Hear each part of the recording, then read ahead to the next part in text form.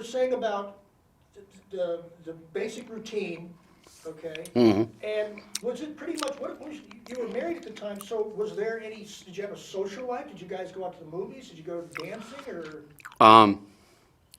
We had some social life. My wife and I started a family right away, and we ended up having all 4 of our kids in a 3-year period of time, because we had a set of twins in the middle. So a lot of and my wife and I pretty much, if our kids couldn't go with us most places, we didn't go. Because Okay, you're home so little, you want to have good time with your family. Sure, okay. They went to school there? Only one of them went to school when we were in Jacksonville, Florida.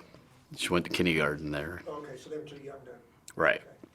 All right, so by this time, we're looking at the war is already wound down and almost ending. What was your reaction, if at all, about what happened at the end of the war? Well, I didn't like the way we left Vietnam. But I didn't like the way we were doing Vietnam all along with what I knew about it, because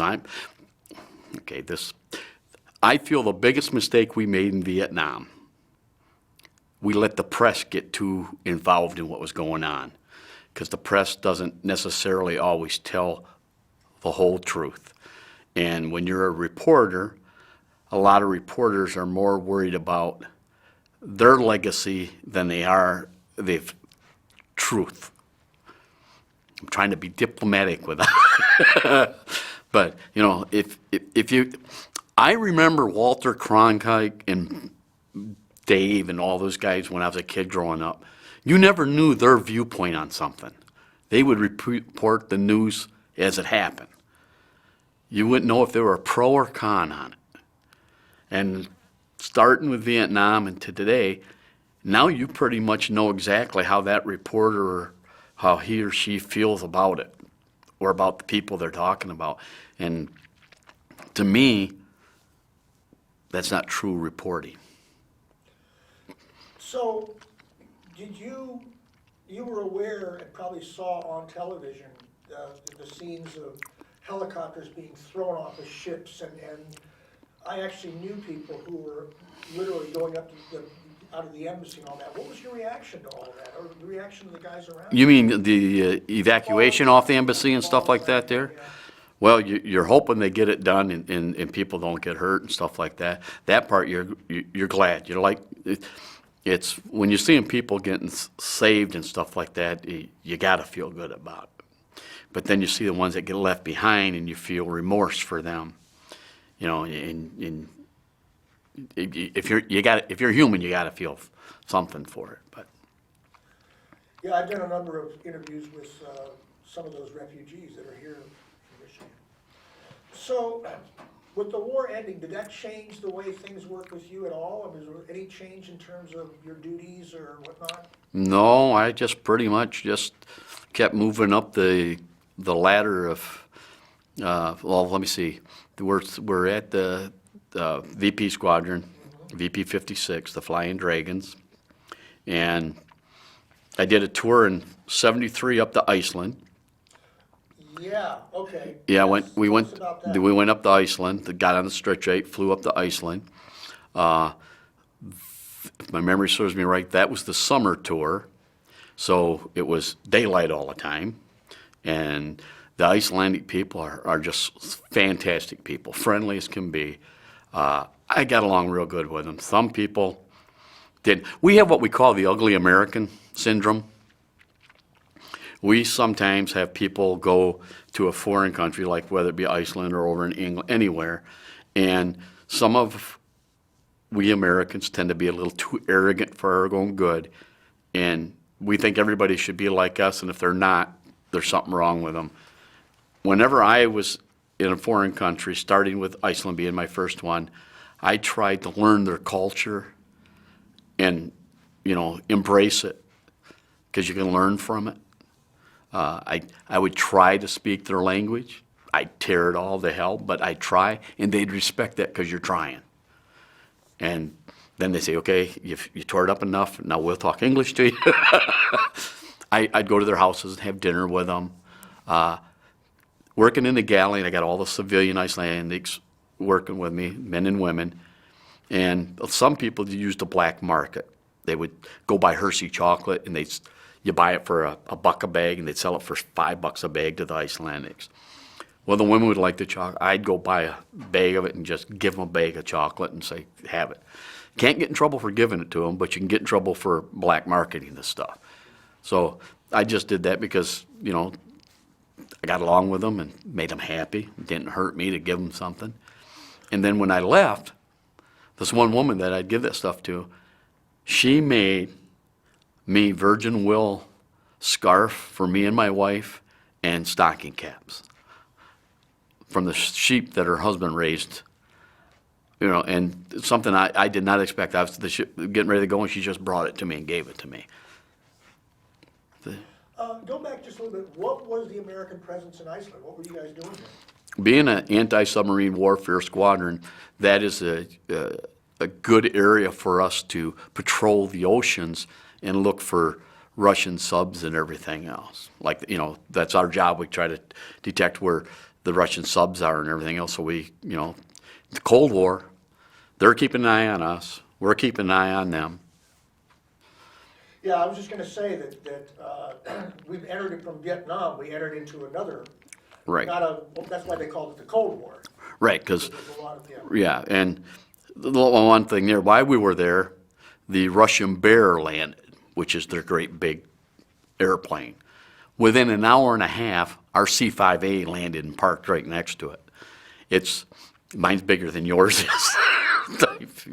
So I mean it's almost childish the way we do things sometimes, country to country, trying to outdo one another. The childish part is, as we were just talking about, the problem is that it goes beyond that. Right. You got a war. Mm-hmm. So once you left Iceland, what was your next assignment? Well, when we left Iceland, the squadron goes back to Jacksonville for 10 months, and then 10 months later, we fly to Sigonella, Sicily. I'm in Sicily in '74. In fact, I was there for 4th of July, 1974. And why was your group in Sicily, Italy? Well, mainly to check for submarines in the Mediterranean. While we're there, they're having the Cyprus invasion or disagreement between Greece and Turkey over the ownership of the island of Cyprus. So we sent a detachment to Cyprus. When I was in that detachment, wherever the part of the crew goes, they send a cook, so we got to go TAD to help supply our troops. And that's what that was for. And I would imagine you kept monitoring that because potentially there could be... They could, yes. Yeah, they were afraid that the Turks would get a bunch of ouzo and come over the mountain with their knives and start chopping heads off and stuff. And I say that, and it's not joking, because that's pretty much what the Turks did. They would get buzzed up on ouzo, which is a opium-based drink, and have fun.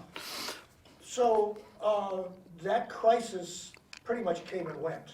Came and went, and that's the type crisis that we here stateside never even hear about. That's one thing that a lot of people don't realize with the Army, the Navy, the Air Force, the Marines. We're doing things that a lot of people never ever hear about because it's not a big thing that's causing a lot of hate and discontent. It's minor. We're monitoring something that could blow up. So from there, did your family went with you? No, my wife and kids always stayed stateside. They've never left stateside. So then where did you go from there? From there, we come back to the States in a few months, and then we went up to a winter tour up to Iceland again and did the same thing up there in Iceland. Did you reacquaint yourself with the people that you... Yes, I looked up. Matter of fact, Charlie, who was a mess cook, civilian in the galley in the summer one in '73, is now an IP, Icelandic police officer, up there, and he's patrolling the area. And he stopped into the galley when he heard the squadron was back in to come visit me and stuff. How about the woman that made your...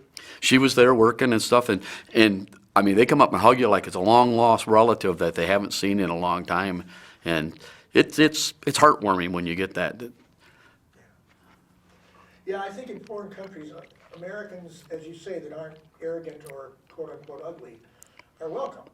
It's the arrogant ones that I think that are the problem. And the bad thing is, it just takes a couple bad apples to make everybody else look bad. That's in society no matter what we do. You know, they can say this group, these people. It's never the majority. It's always a small percentage. It can be, whether it be a race, a religion, any an ethnic group. It's a small percentage makes everybody else look bad. So from there, Iceland in the dark, what was that like? Dark. Being in the dark all the time didn't bother me. A lot of people it bothers. They go into mood swings. They get depressed. It never really had an effect on me. Because when we were up there during the daylight, I put tinfoil in my windows and stuff so it wouldn't stay light in my room all the time. It's at night so we could have dark sometimes when you wanted to sleep. And, well, you didn't need to do that in the wintertime. So you had to work in the dark? Or you were inside? I was inside a building all the time. Okay. Just had to walk to work in the dark. Once you left Iceland, where did you go next? Okay, well, I went back to Jacksonville, Florida, and was sent orders to the commissary store, right there. We lived on base, my wife. You mean the PX? No, the Navy doesn't call it PX.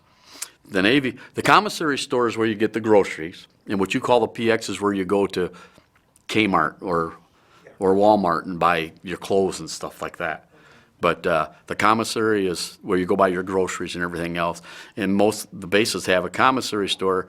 Back when I was in, I don't know how it is right now, you would save about 19% on your groceries by buying them on base instead of going out into the civilian community to purchase your food.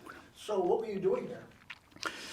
I was stocking shelves. I ran the frozen food section, ordering food to stock and keep it up. Okay. And then how long did that last? That was about 16 months. I was supposed to be on a 2-year shore duty, but I got cut short, and then I went to the Donald B. Beary FF-1085 fast frigate out of Norfolk, Virginia. And the frigate is how many people roughly on it? The frigate was roughly, I get these things mixed up, less than 300. Okay. About 285 if I remember right. So you're responsible for feeding those people, breakfast? Right. Now I'm a second class petty officer. I'm moving up the chain, getting advancements and stuff. I'm a second class. I'm a watch captain on one of the watches. And I've got 2 other cooks working with me now in the galley and mess cooks, and we're making 3 square meals a day, putting out, an average breakfast like on a ship like that would be eggs to order, omelets, you'll have oatmeal, farina, dry cereal, you'll have your assorted fruits, and you'll have donuts and cinnamon rolls, etc. like that there for them for breakfast. And then for a lunch you would have, you could have roast beef, mashed potatoes, carrots, another vegetable. You'll have a dessert. You'll have salad put out. You'll have soup made at all times. Then you always got your coffee, your bug juice, Kool-Aid, ice cream machine out on the mess decks. Make your little ice cream cones and a little bowl of ice cream. You eat pretty good in the Navy. Things like, how long were you out on any particular patrol or? Deployment? Deployment, yeah. Okay, deployments on a ship like that generally coming out are usually 6 months long. You go on little mini debts or deployments of a month or 2 months, but I'm trying to remember. I think we made 3 6-month deployments. One turned into a 9-month deployment. But you're always coming back, or are you actually at sea for 9 months? Another reason why I stayed on small buoys and fossil fuel ships back then, you don't stay out to sea as long. And I still have chronic seasickness. And like we did a med cruise on the Donald B. Beary, and we were never out to sea for more than 13 days. And I had a nickname. The guys called me the happy puker on the ship because I carried a plastic bag in my belt, and if I got sick, I'd throw up into the plastic bag because if you make a mess, you got to clean your own mess up. So, but I had fun with it too. I was up in the wardroom working one time. Wardroom's where the officers eat. And they got a little teeny window. And junior officers who are new on board, it's first time out to sea, they're looking, I could see they're a little green behind the gills. And they go, "Cookie, what's for chow?" And right then I threw up into my bag. And I grabbed a spoon. And I said, "Stew." They lost it. I take it you got away with this because you were the cook. Well, I didn't do anything wrong. The captain did ask me not to mess with his junior officers. Just a point of interest, when you're away from that long, you said you had salads and you had carrots and all that. How'd you keep the stuff fresh? We replenish at sea. You have supply ships come out and we replenish. What we normally use most of the time. Matter of fact, the Donald B. Beary got its name because of the admiral was Donald B. Beary that came up with the way we replenish our ships. We tie up alongside one another. Before he did it, ships used to be stem to stern like this. Now they're like this way he does it. We have lines and you bring the food over and the fuel lines over.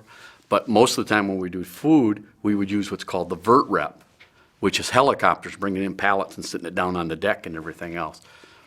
And when you're doing a vert rep, that's all hands evolution. Everybody, they'll say all E6 and below lay topside for replenishment, and everybody's out there working. And then the chiefs, the E7s and above, and the officers, they walk through the ship trying to find the people that are hiding out of the work party and make them go, "Yes, we do have that." You'd think if the food came in, you wouldn't be hiding. You'd be out there making sure that all the food got on there. Well, you always have those that try to Always get get out of sight. it. Always get Now, when we're also on the Donald B. Beary, one time when we were on that 6-month deployment, we went to, I forget the name of the island. I wish I could remember. It's off the coast of France, and that's where Admiral Farragut is buried. And each year, we'll send a Navy ship in there, and we go clean up the cemetery and his site and everything else. And the people just, that community just open arm, take us in and everything else. And This is because of World War II? This is I believe that's when it was World War II, yes. I will also say, anywhere I pulled in Europe, with the exception of one country, we were treated great in every single one of them. And I won't say anything bad about France, but that's the one that was. But France at the time was pretty communist, and especially the place we pulled in and stuff. Well, they're also, Parisians are known to be rude to everybody anyways. But Yeah, well, I understand what you're saying. Yeah, I think they have the same problem up in, what is it, Quebec? They think they're better than everybody else. Yeah. So where did you go from there? After I was on the Donald B. Beary, I was on it for almost 2 years. And then my dad's still alive, and now he's really, really bad. He's in the hospital, having terminally ill. And they never sent a message to me that my dad, Red Cross message. My older brother Larry, that's in the Army, he's come home 4 or 5 times. Red Cross called him. And they never, because I'm at sea, it's harder to come home. So we're on a deployment, and the word comes in, I got to get home. So the captain comes up to me and asks me if I want to medevac. Take a helicopter and get home 2 days early. I said, no, I will wait for the ship to get in. He goes, why? I says, because I don't want something to happen for me coming out of the sky going home. And when I walked into the hospital, I'm in my Navy uniform, and I walked in my dad's room. My dad looks over at my mother and says, this is it, Esther. I'm finally going to die. She said, what makes you think that, Chris? The Navy saying, Gary, home, it's not like the Army. They send it home when it's for real. One thing I forgot to mention when we were talking about on the Donald B. Beary and stuff, that's one where it ended up being a 9-month deployment, they were having the north-south Yemen dispute in the Persian Gulf. Another one that people didn't hear too much about. And we went down there, and we were in the North Atlantic at first, and then we went full steam ahead down there to do that. And I ended up having spells where I was getting dizzy. and stuff like that there, and I thought it was the climatic change from North Atlantic to the Persian Gulf, and I ended up being, they thought I had leukemia. And corpsman drew blood out of me. I went back to work. A few hours later, I get called into the chief's quarters, and every chief on board except for the chief corpsman's in there. And I walk in and I go, "Is Mike here? Mike, come on and see me." They said, "Just sit down, Garrett. He'll be here in a little bit." And I says, "Well, I wonder what's wrong with me." And this one guy, the only chief in the room that didn't know what Mike thought I had leukemia, he just found out you're going to die. So the guy next to him hauls up and punches him. And then I'm going, "Oh, what's going on, guys?" And in comes Mike, and he tells me, "Garrett," and he tells me, "Hey, I hope I'm wrong, but it looks like you may have leukemia, so we're going to fly you over to the aircraft carrier, do some testing, and everything else, and we'll see what's going on." So they put me on a Lamps helicopter, which is a real small helicopter, fly me over to the aircraft carrier one day. I'm over there for about 6 hours. They're doing tests. I'm a guinea pig. They're checking everything out. We're walking back to the helicopter, go back to the ship. And the doctor's talking to the corpsman, and the doctor says, "Get all of his personal belongings and stuff, pack them up, send him home. We'll take him, put him in the back seat, take him to Germany, then we'll take him to Walter Reed." And I'm sitting, I'm dead. In the meantime, I've already written a letter to my wife and gave it to one of my friends on the ship to give to my wife, because I'm thinking I'm a goner. So as we're walking back to the helicopter, I reach my pocket, and I pull out this napkin where I got my malaria pill wrapped up in it. Big old purple thing. And I go, "Does that mean I don't have to take this horse pill again?" And the doctor says, "Malaria pill, back to the lab. I'm hypersensitive to the malaria pill." Which is good news, but I should have waited till I got to Germany so I could. Yeah, so that was an experience that kind of.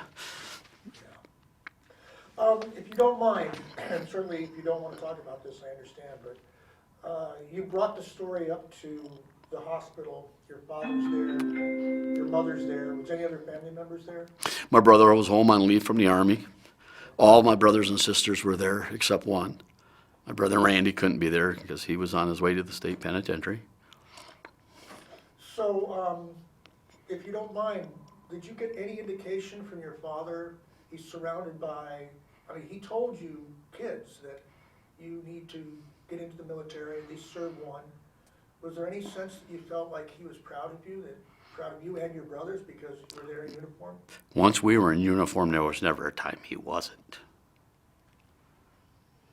It didn't have to be spoken. Every time we came home on leave, when he wasn't sick, we had to get in a car to our uniform and go downtown with him so he could show us off and get his free drinks. Yeah. No, he was very proud. Yeah. So, once your father passed away, I take it very soon after that? Matter of fact, when I went home for the emergency leave, I got out of the Navy then. I got out of the Navy for 87 days. My wife asked me if I'd get out because I was gone so much. She wanted me to be around her and the kids.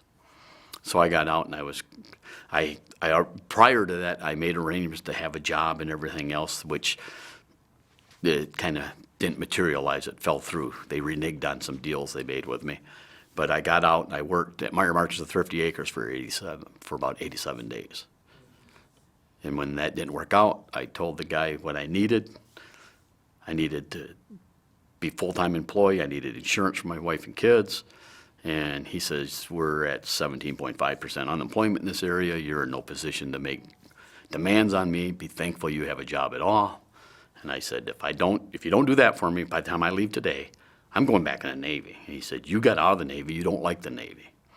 And I told him, I says, "Never once have you heard me say anything bad about the Navy. The Navy took good care of me and my family." So that night he called the house and asked my wife where I was, and she said, "He's in Detroit, something to do with the Navy." Next day he called, "Is he still in Detroit?" She said, "No, he's in Great Lakes, Illinois." I went back in, got a $10,000 reenlistment bonus. So, what was your job from that point? Still cooking. Yeah. So I did a lot of collateral duties all along my whole career. I was always training petty officer. I would do 3M coordinator for preventive maintenance. I would do any collateral duty I could possibly get. And I was always taking correspondence courses and everything else. Because the name of the game is the more you do, the better chance you have to advance. It's just like any job. If you're a person that's going to do the minimum, your chances of going up the ladder are slim.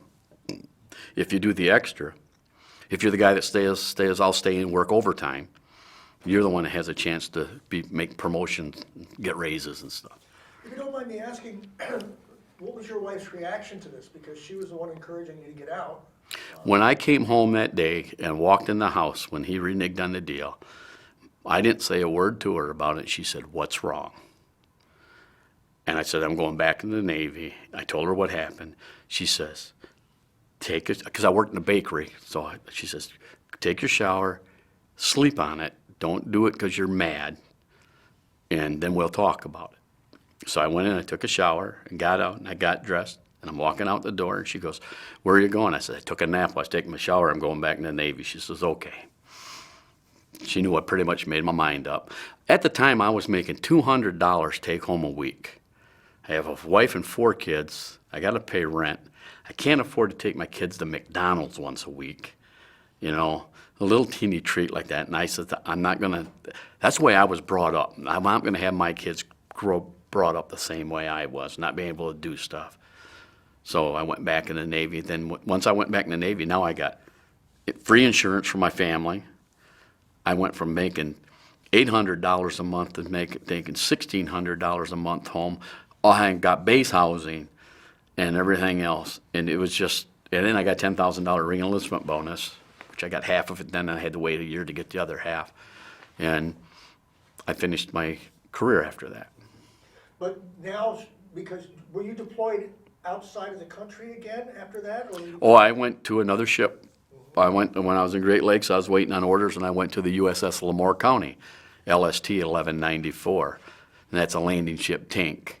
You take tanks on board, and you got a 90-foot causeway on the front of it. It comes out, and you can drive the tanks and stuff off. You got 90-foot floating causeways that you put out there so you can get a little further out if you have to. And so I'm on that, and that's a ship of 180 people, and we carry 350 Marines to the beach and have them hit the beach when they need to.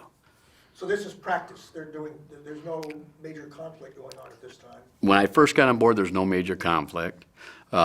We did take some special forces down to Nicaragua. And when we did that, every single person in that group was an E6. They all had the E6.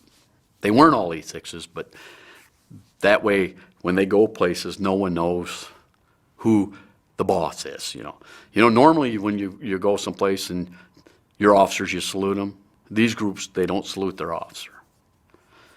And they don't do anything. They do whatever the best they can so people can't pick out who the head honcho is. Yeah.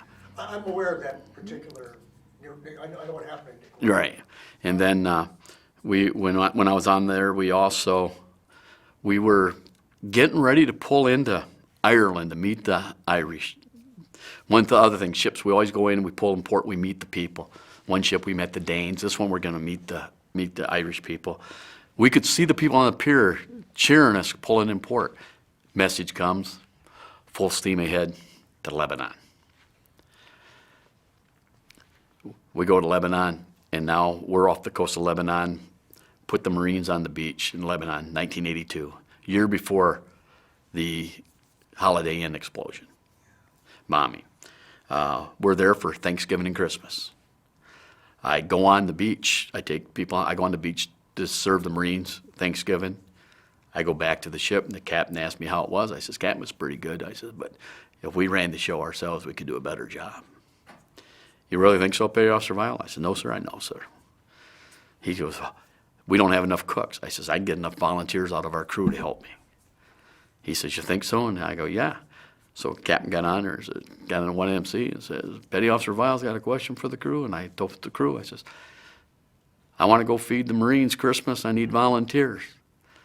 He had to tell the people which ones had to stay on the ship.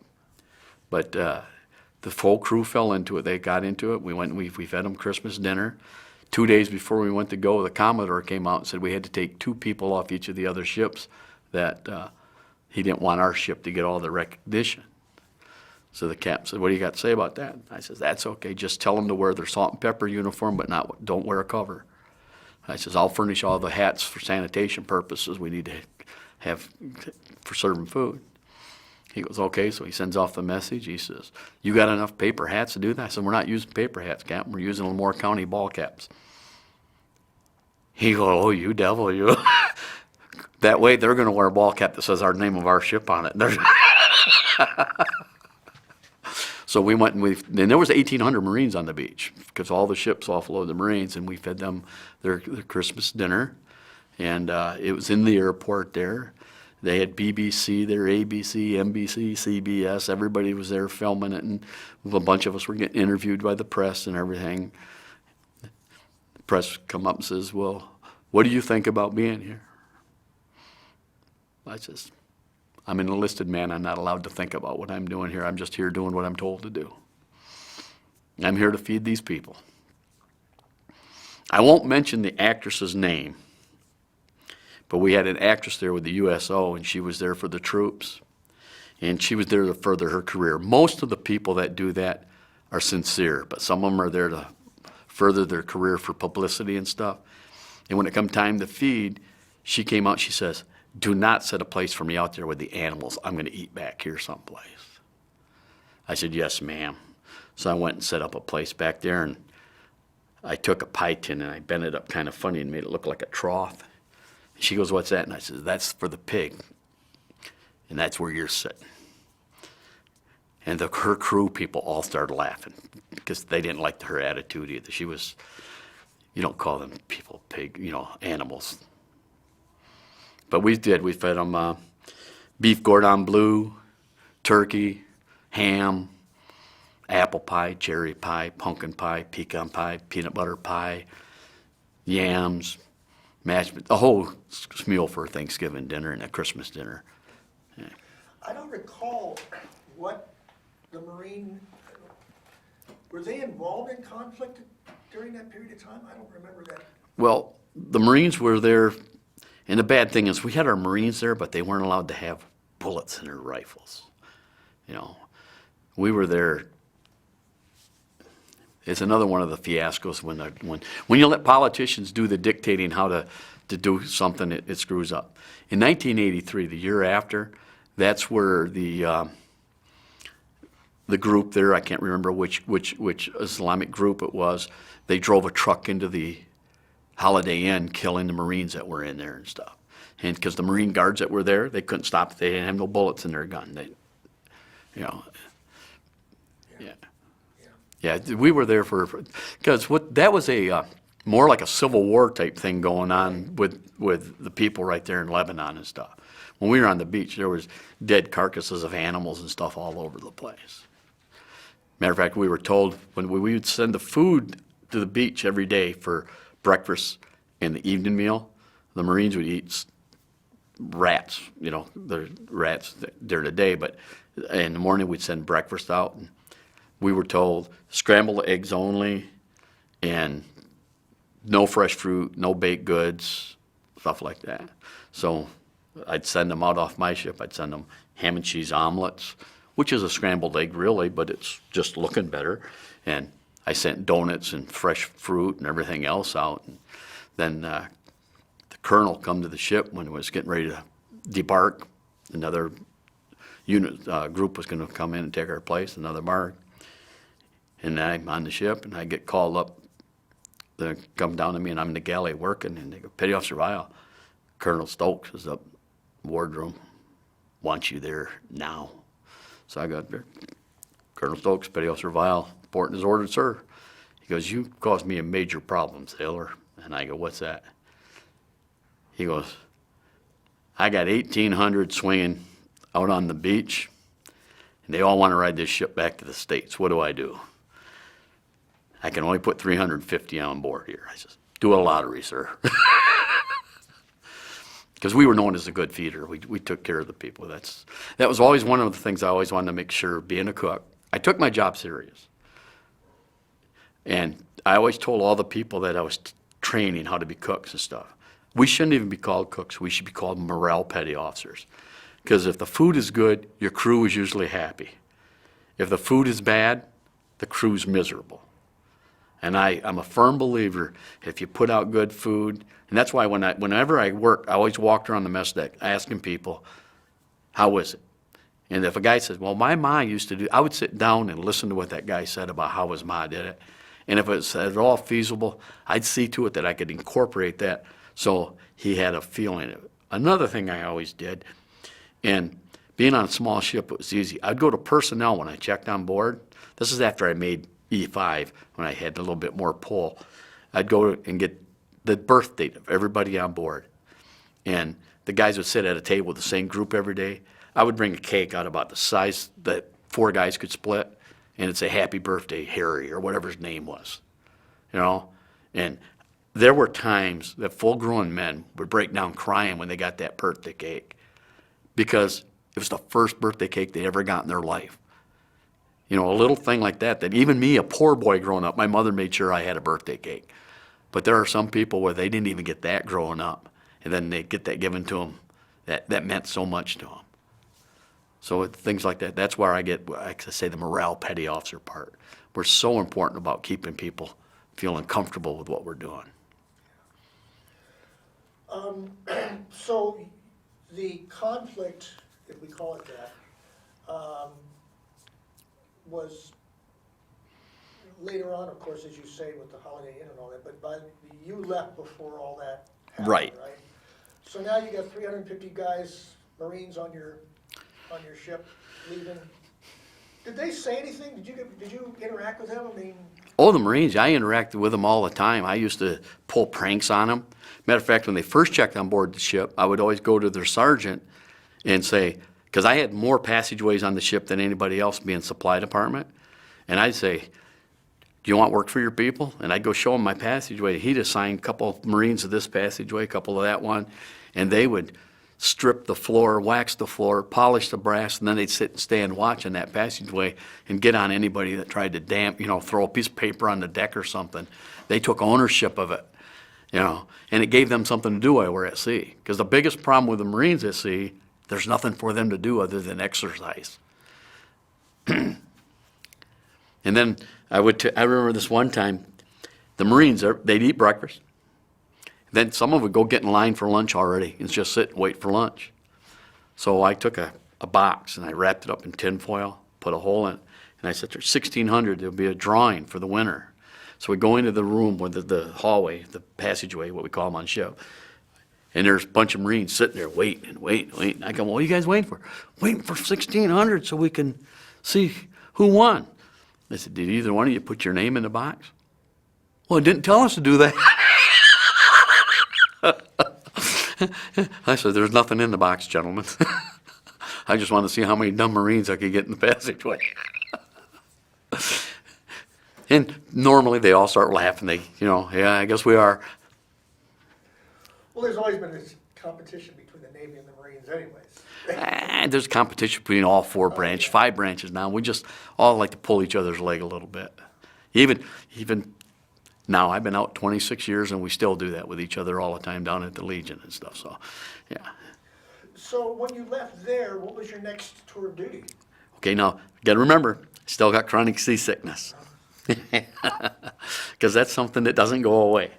Why I'm on the La Moure County, one time, I'm on my hands and knees filling up my plastic bag, and there's a rider on board, and he goes, petty officer. I go, yes, sir. You always get seasick? I go, yes, sir. One of the guys goes, yeah, that's our happy puker. He goes to him and he goes, and I noticed the guy's got dolphins on. See, I'm surface warfare on these ships.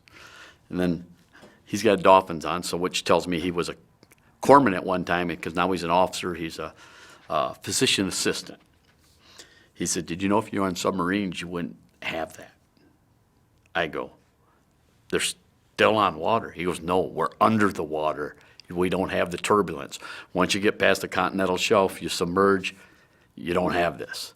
Next day, I put in a 1306 to transfer to submarines. I get to go to submarines. Comes in, I got orders of submarines. I'm happy as a lark. I'm thinking I get to go to submarines. Next day, I get orders to go push boots up at Great Lakes, Illinois. CNO directive. It has priority over everything. So I call the detailer. How do I get out of these? You don't. Only way you can get out of those orders is you got to call Great Lakes, Illinois, talk to the master chief in charge of company commanders, and if he will release you, then you can go to basic sub school. So I call Great Lakes, Illinois. Third class answers the phone. Tell him I'm MS1 Veihl, and I need to talk to the master chief that's in charge of the company commanders. He says, okay. So he goes over. Master chief comes on there. Yeah, Cookie, what can I do for you? I told him, says, Master Chief, this is, hey, I know who it is, Cookie. This is Master Chief Simons. I go, not, used to be BM1 Simons, Company 008, Company Commander. That's right, Cookie, you're Company Commander from when you went through boot camp. And I go, well, I have a problem. He goes, what do you mean? He's, by the way, he said, I've been following your career, and you've been making me proud. And I said, you're making this hard on me. He goes, what? And I says, I have chronic seasickness, and I was trying to transfer to submarines, and I got orders to go to basic sub school, but then I got orders to push boots. He goes, I know, I requested you. And I says, well, if you remember me that well, you know I really don't have the disposition to push boots, that I won't tolerate some of the stuff you have to do. He goes, oh, you still have that temper? And I go, yes, sir. He goes, I've never done this before, Cookie, but if you want to go to submarines, go to submarines. I'll release you. So he released me. I got to go to basic submarine school. What's pushing boots? That's where I go to boot camp, and I'm the company commander that runs the recruits through. So that would have been, that would have been a real good position to help me make rate. Yeah. But it also would have been a real good position for me to lose rate. Because now you sometimes got to understand, even when I went through boot camp, you got guys that are very disrespectful. Sometimes you would have a guy maybe even spit on you or something. There are some things that's kind of hard to tolerate. And some people don't have the self-control to allow things like that. And back when I was younger, I was one of those type people. You went into being a cook in the Navy not knowing that you had chronic seasickness. Correct. Have you ever heard of claustrophobia before you went into this? Yes, I know I'm not claustrophobic. I know that. Okay. I lived in a house that was 12 feet by 33 feet with 9 people. I know I'm not claustrophobic. So, what was the experience on a submarine? To me, I didn't really notice a whole lot of difference in being on the submarine and stuff, because when you're underway and stuff, your mind's so much on doing your job. There would be noises you'd hear on a submarine that you didn't on a surface ship. You have to get used to. You got to be more careful on what valves you operate and what, because you want to make sure no water comes into the people tank. Because that's all it is a tank.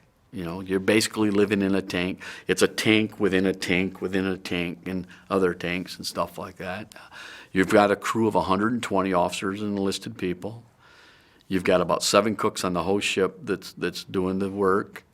You've got a kitchen that's about the size of a apartment kitchen, and you're cooking for everybody on.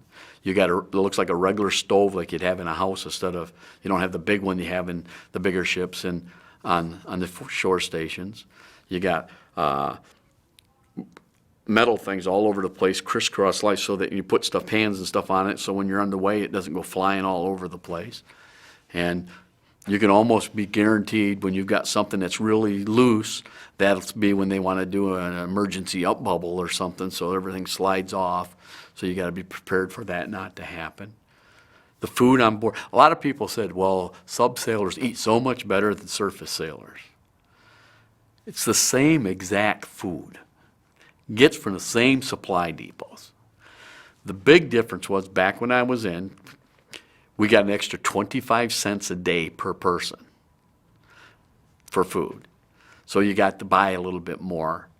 The big difference was on the bigger ships, you're walking through a chow line and you're being served. On the submarine, you're sitting at the table and you're being served family style usually. Breakfast, you'll come up through a window and get a plate handed out to you and stuff. But you're sitting at the table, you'll be sitting down with the same three guys you eat lunch with just about every day, and you'll bring out a big old bowl of mashed potatoes, a plate with a steak sitting on it, and you just, it's like you're at home and you're sitting there reaching for your food and shooting the breeze and everything. It's not, I think the atmosphere of how we ate was a whole lot different, and that made it seem like it was better food to a lot of people. So how long did that last? Okay, I was on the boot camp. Submarine school was 8 weeks, if my memory serves me right.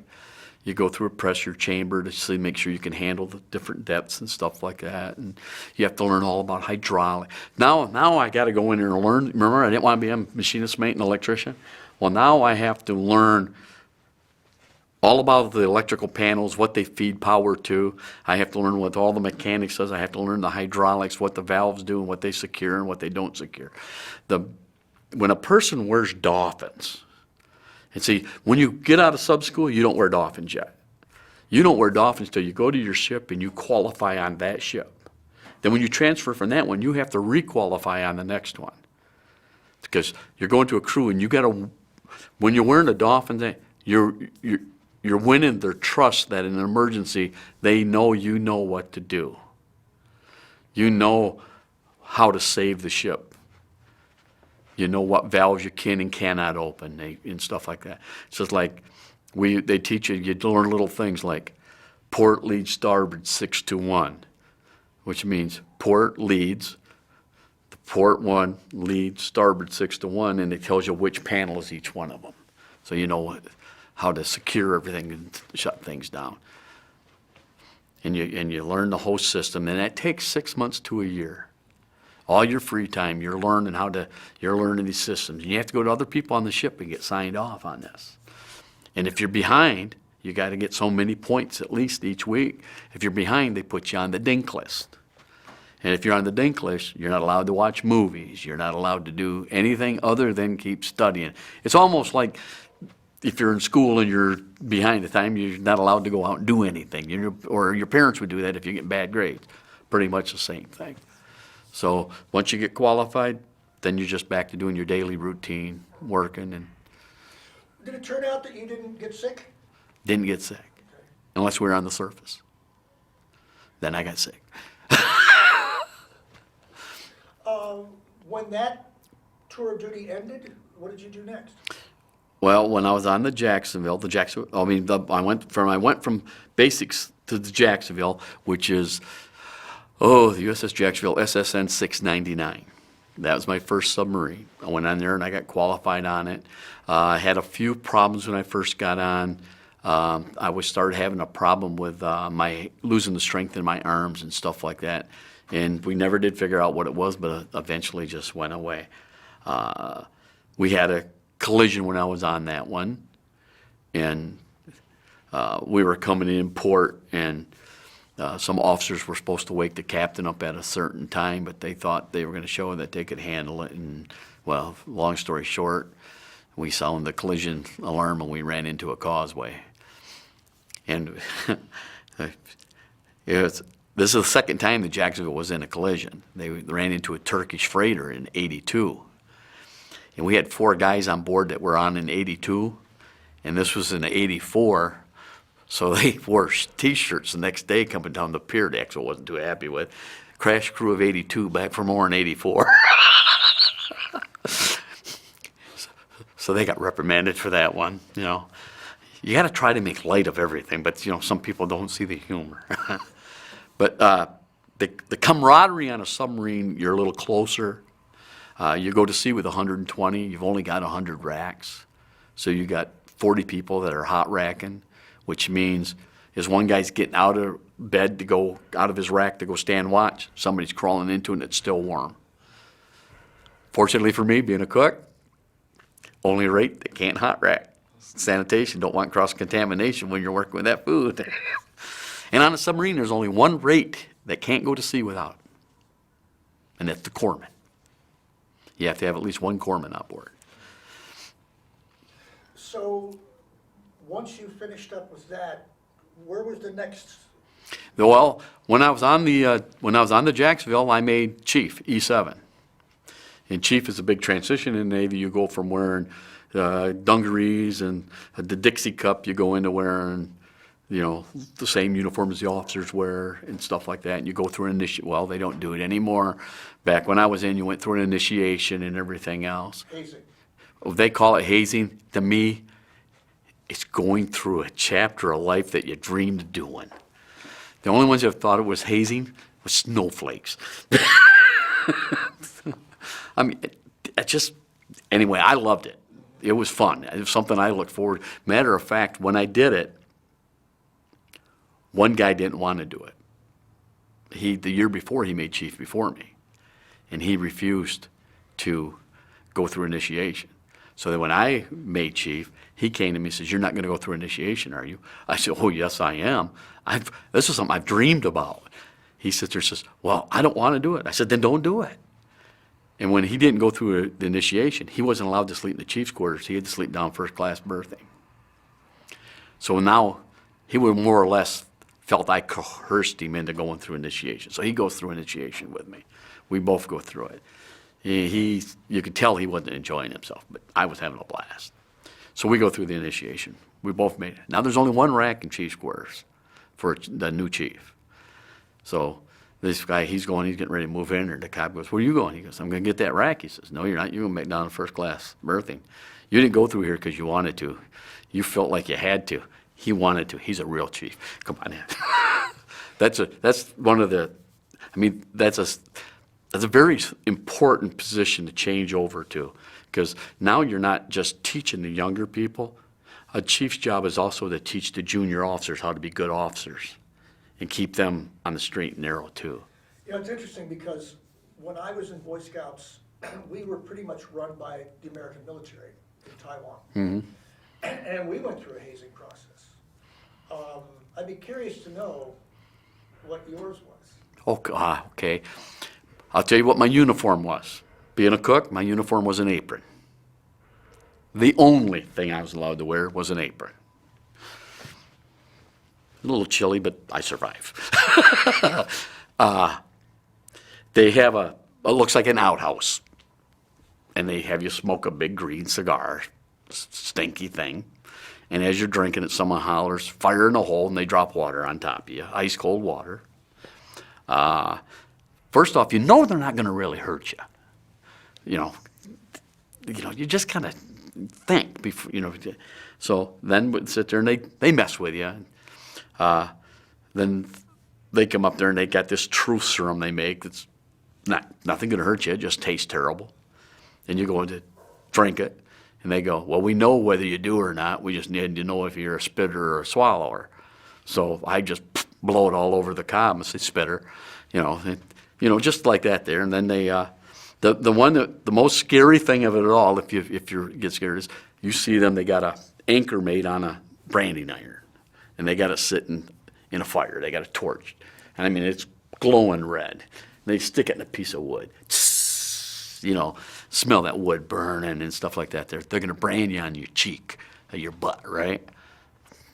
So they blindfold you, and they're heating that up. Then all of a sudden it hits you, and it feels like it's burning, but it's another one that's been sitting on ice. They're not going to really brand you. And that's all it was. Yeah, for us they made a concoction of soaps and stuff like that, and they coat your body on it.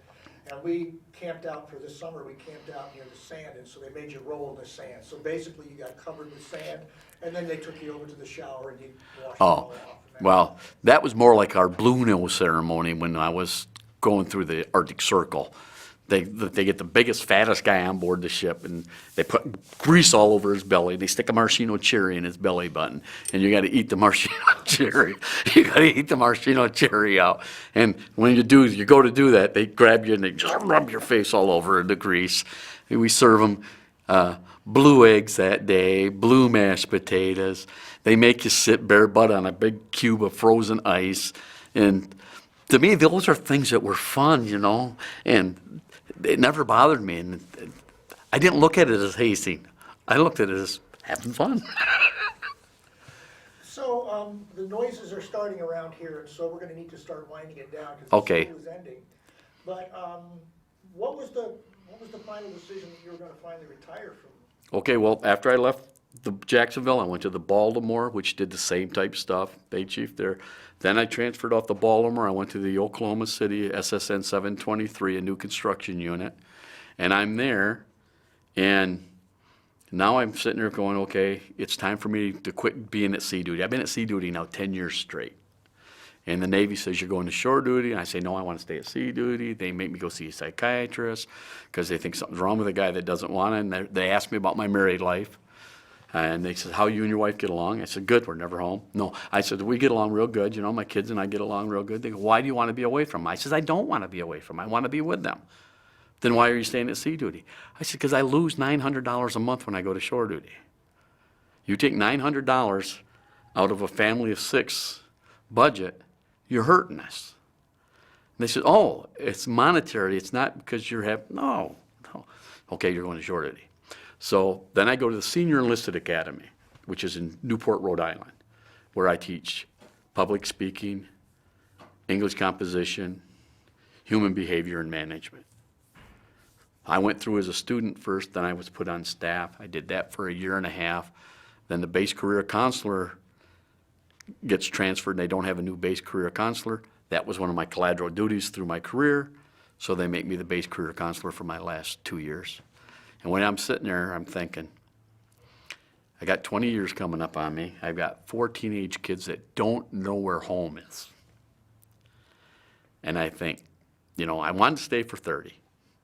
But I think as a father, I got to have a place where my kids can call home. And when my wife and I left Grand Haven, we said goodbye Mudville. We had no intention of ever coming back. But once you've been away from something, you get to appreciate what you had, because you took Lake Michigan, Grand River, the city of Grand Haven for granted. And then when you're gone and you've seen the rest of the world, I had it pretty damn good.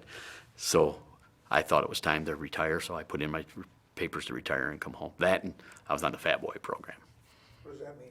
I was, if you were over 22% body fat, you got put on the Fat Boy program, try to get you down below 22% or below. And I like food too much. So I struggled with that, and I just thought it was time. So I retired and came home. Well, you got benefits too, though, right? I got pretty much free medical the rest of my life, all the way up until I turned 65. Then they put me on Medicare, but then I stay on TRICARE for life. My wife and I both get that. I get my retirement check from the military all the way up until the day I kick the bucket. And if I go before my wife, she gets 65% of it. So yeah, we're taken care of. And once I got out, I joined the American Legion, and I've been helping serve veterans for the last 26 years. I'm service officer at my post. I hold offices all the way through our post, the district. I'm holding offices right now for the state of Michigan. I'm on the board of directors for Whirlwind at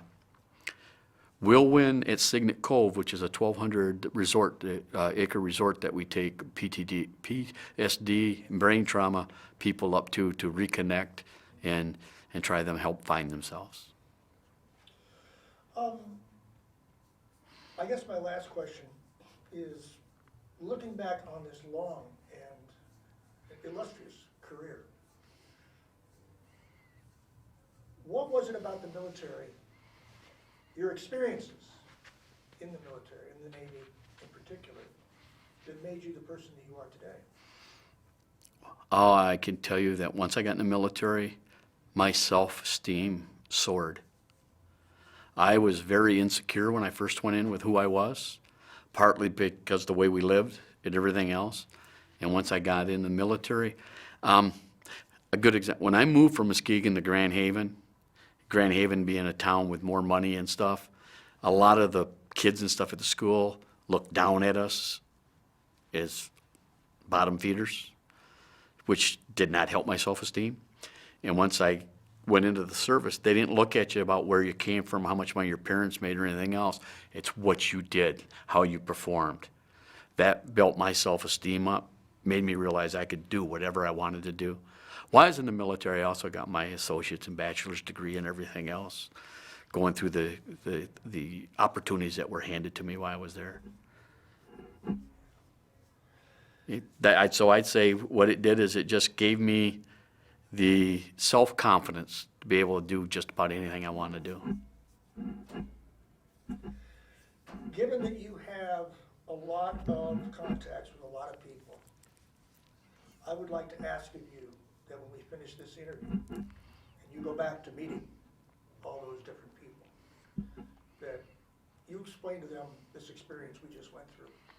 Because since I've been here for 13 years, one of the biggest frustrations I've had is that I have lectured at VFWs, I've lectured at American Legions, I've been all over, not just Grand Rapids, but all over the place. And the biggest disappointment for me is that with all the passion that I bring to why this is important, I can't seem to get these veterans groups to come forward and say, hey, we need to have you interviewed, we need to have you interviewed. So I understand it, and I can tell you one reason why a lot of them don't do it. A lot of them don't want to wake up the demons. With me working with whirlwind and stuff, with PTSD, I know that's one of the things they don't want. They don't want to talk about. I give you an example. I got a real good friend that was a tunnel rat in Vietnam. And to this day, he's been home since 1969. To this day, if he is not busy doing something, he is seeing the faces. Because when they went, he was in recon, and when they came across the grave, they had to dig it up to see if it was a U.S. GI, or he never found one, he says, but every time he sees the faces of the people he dug up. So that's one reason a lot of people don't do it. Another reason, I don't know why a lot of people, a guy like me, I'm fortunate where I was never truly in a real combat type area. And I try to tell some people, because a lot of people say, well, I never did anything, I wasn't in combat. I'm not like a Vietnam veteran, I'm just, and I tell them, you're just as much a veteran as that individual is. What you got to realize is every time you have one set of boots on the ground, you have 8 to 12 people elsewhere supporting that person. If you weren't doing your job, that guy couldn't do his job. So every man and woman in the military has people supporting them. And if you're not supporting them, they can't do their job. And some people, they can't register. I might also add one other thing, because I had a grandson made Eagle Scout, and I went to his ceremony. And when I was at his ceremony, as I broke down crying, talking about my grandson, a gentleman in the back room, all dressed up in his Boy Scout uniform, is a leader, came up to me. The gentleman was a little bit older than me, and he says, I was holding myself together until you talked, he says, and then I broke down. He goes, I'm so ashamed. I says, what are you ashamed for? He says, I never served. I says, you have served, sir. He goes, no, I haven't. I says, yes, you have. How long have you been wearing that uniform? He goes, 60-some years. How many young men have you helped build? How many young men did you help come up to the ranks and become an Eagle Scout? How many young men have you been a father to who didn't have a father at home? No one's ever put it that way to me before. You've been serving your whole life. And there's not enough billets in the military for everyone to serve.